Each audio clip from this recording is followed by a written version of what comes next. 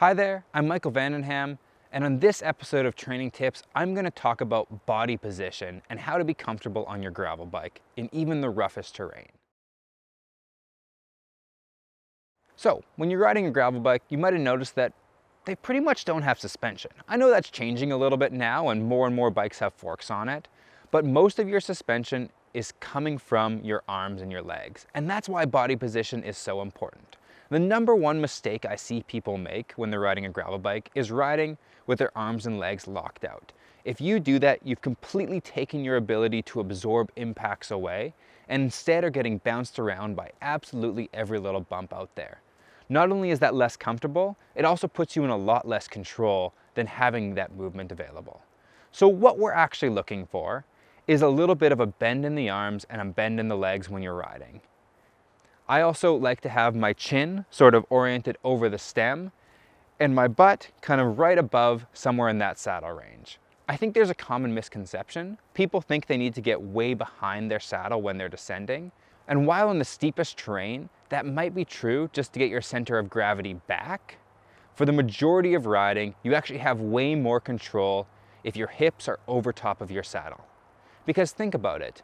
Almost all of your braking power is coming from your front brake, right? So if you get your body weight too far back, you're actually negating the ability of the front brake to do the stopping. So, to recap those notes, we want a bend in the arms, a little bit of a bend in the knees, chin over the stem, hips over the saddle.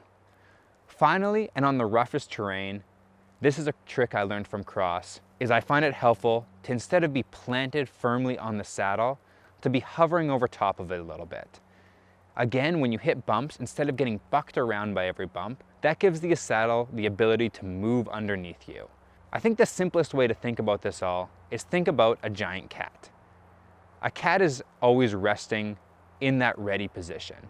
It doesn't mean that they're stressed, doesn't mean that they're tense. They have some looseness to their bodies, but they're ready to spring at any time.